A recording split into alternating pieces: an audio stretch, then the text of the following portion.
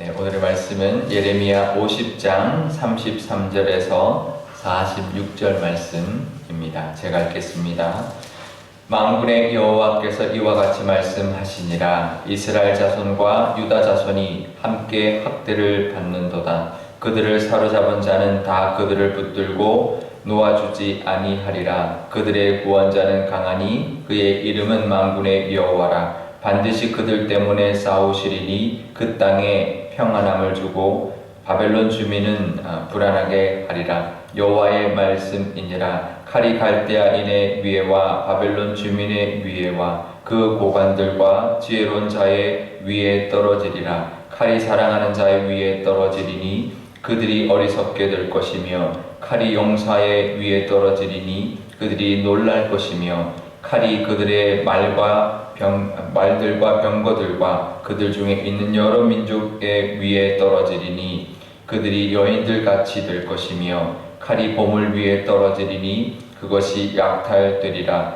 가뭄이 물 위에 내리어 그것을 말리리니 이는 그 땅이 조각한 신상의 땅이요 그들의 무서운 것을 보고 실성하였음이니라. 그러므로 사막의 들짐승이 승냥이와 함께 거기에 살겠고 타조도 그 가운데에 살 것이며 영원히 주민이 없으며 대대에 살 자가 없으리라. 여호와의 말씀이니라. 하나님께서 소돔과 고모라와 그 이웃 성읍들을 뒤엎었듯이 거기에 사는 사람이 없게 하며 그 가운데 머물러 사는 사람이 아무도 없게 하시리라. 보라, 한 민족이 북쪽에서 오고 큰 나라와 여러 왕이 중동을 받아 땅끝에서 일어나리니 그들은 활과 투창을 가진 자라. 잔인하여 불쌍히 여기지 아니하며 그들의 목소리는 바다가 설레임 같도다. 딸 바벨론아, 그들이 말을 타고 무사같이 각기 내 앞에서 대열을 갖추었도다. 바벨론의 왕이 그 소문을 듣고 손이 약하여지며 고통에 사로잡혀 해산하는 여인처럼 진통하는도다. 보라, 사자가 요단의 깊은 숲에서 나타나듯이 그가 와서 견고한 초소를 칠 것이라. 내가 즉시 그들을 거기에서 쫓아내고 택한 자를 내가 그 자리에 세우리니 나와 같은 자 누구며 출두하라고 나에게 명령할 자가 누구며 내 앞에 설 목자가 누구냐. 그런즉 바벨론에 대하여 여호와의 계획과 갈대아 사람의 땅에 대하여 품은 여호와의 생각을 들으라. 양떼의 어린 것들을 그들이 반드시 끌어갔고 그들의 초장을 황폐하게 하리니 바벨론이 약탈당하는 소리에 땅이 진동하며 그 부르짖음이 나라들 가운데 들리리라 하시도다. 아멘. 네, 잠깐 기도하겠습니다. 아버지 하나님, 오늘도 하나님 말씀 듣고자 하나님 앞에 나왔습니다. 하나님 친히 말씀하여 주시고 이렇게 하나님께 나와 찬송하고 기도하고 말씀 들을 수 있는 은혜가 얼마나 기쁜 것인지 늘 간직하며 살아가는 또 하루가 되게 하여 주옵소서. 감사드리며 예수님의 이름으로 기도드리옵나이다. 아멘. 네, 바벨론에 대한 일언이 계속되고 있는데요. 바벨론의 멸망은 곧 이스라엘의 해방이 되었습니다. 그러니까 바벨론이 멸망한다고 이스라엘이 꼭 해방하는 것은 아닐 수도 있었거든요. 왜냐하면 그 북이스라엘이 아수르에게 멸망당해서 포로로 끌려갔습니다. 근데 아수르가 멸망당했을 때는 북이스라엘 백성들이 돌아오지 않았습니다. 그대로 아수르를 바벨론이 점령했기 때문에 그대로 그 땅에 있었던 것이죠. 그래서 오늘 말씀에도 보면 만군의 여호와가 말씀하신다 33절에 이스라엘 자손과 유다 자손이 함께 학대를 받는다. 그러니까 함께 계속 그 땅에 바벨론 그 지역에서 포로로 학대를 받고 있었던 것이죠. 그런데 바벨론이 멸망하고는 북이스라엘의 포로로 끌려갔던 사람들, 남유다에서 포로로 끌려갔던 사람들이 다 돌아오게 되었다라는 거죠. 그래서 바벨론의 멸망이 이스라엘의 해방이 되었습니다. 우리나라 역사의 일제강점기 때와 아주 비슷한데요. 일본의 이제 전쟁에서 패전을 했습니다. 그런데 그것이 우리나라의 해방이 되었습니다.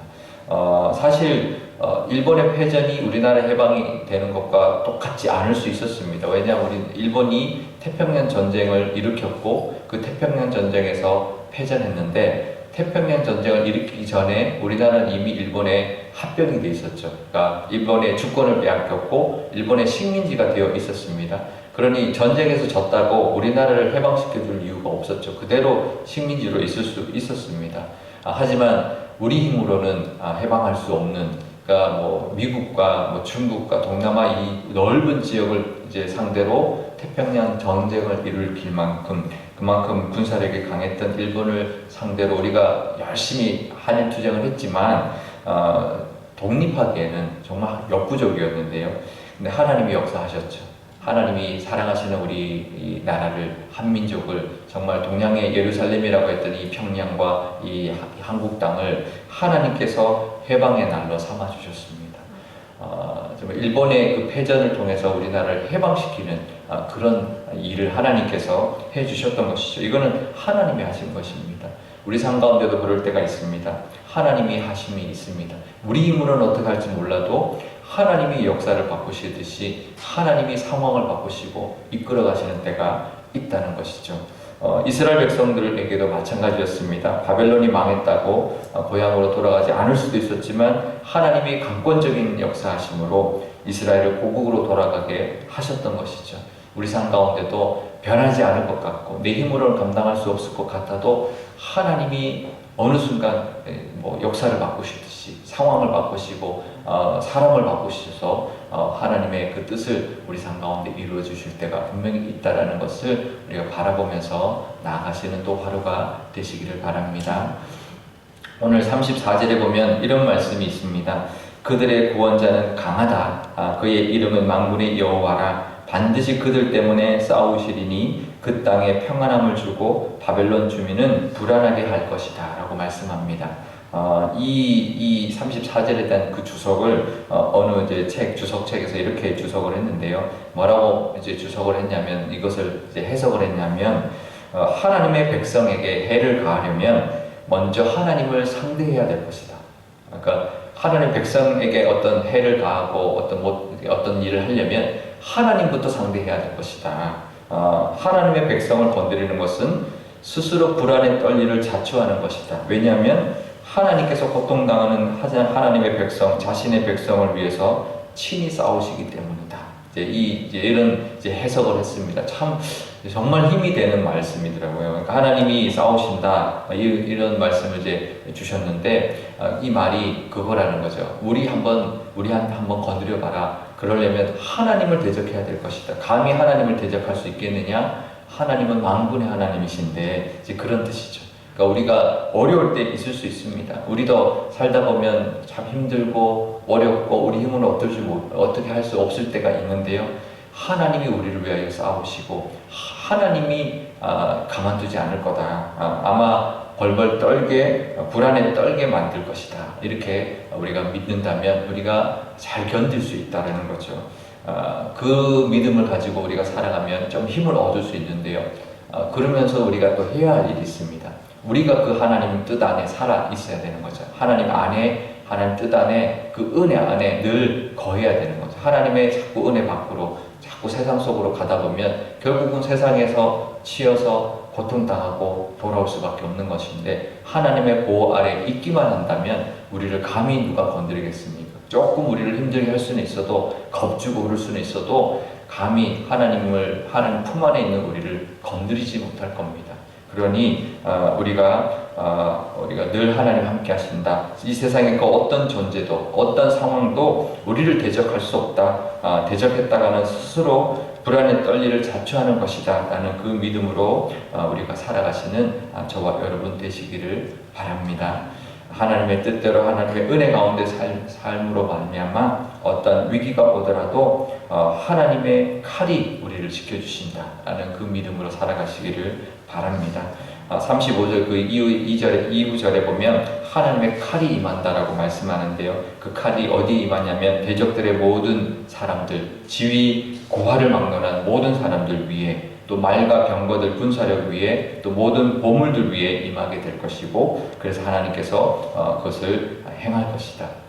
보복할 것이다. 그 칼의 보복은 바로 우리의 해방과 우리의 회복이 될 것이다 라고 말하고 있는데요.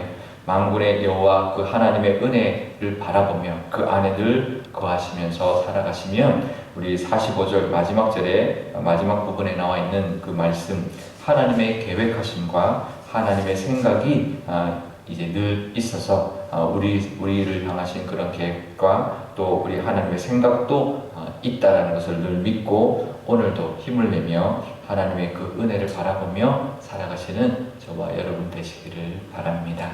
오늘 기도할 때 이렇게 기도하면 좋겠습니다. 어려울 때 있습니다. 우리도 이스라엘처럼 또 남유다 백성들처럼 어려울 때가 있지만 하나님이 강하시니 우리의 구원자는 강하시니 우리를 위해서 싸우실 겁니다 라는 그 믿음으로 살아가는 또 하루가 되게 해달라. 그런 믿음을 가지고 하나님 늘 그 보호하심 아래 살아가는 우리가 되게 해달라고 기도하면 좋겠고요. 우리 자녀들도 늘 그런 믿음과 그런 보호하심을 받는 우리 자녀들 되게 해달라고. 그래서 어떤 세상의 세력들이 어떤 해를 가하지 못하도록 하나님이 지켜달라고 기도하면 좋겠고요.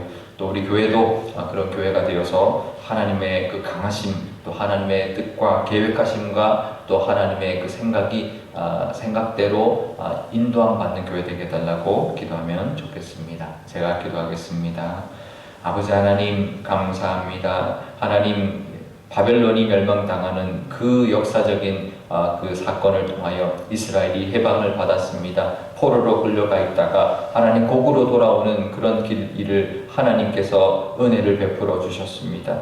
하나님의 백성을 하나님 감히 건드릴 자가 없다 하셨습니다. 하나님 구원자이신 하나님이 강하기 때문에 그들을 위하여 싸우시기 때문에 그들을 대적할 자 아무도 없고 하나님 그들을 대적하는 자가 불안에 떨게 될 것이다 말씀하는 것이 바로 우리에게도 말씀하시는 하나님의 음성인 줄 믿습니다. 오늘 우리를 불안케 하는 것들이 있을 줄 압니다. 우리를 위협하는 것들이 있을 줄 압니다. 하지만 하나님의 뜻 안에 하나님 그 보호하심 아래 거할 때 하나 우리를 해하지 못할 것이며 하나님이 우리를 대신하여 그들과 싸우실 줄 믿습니다.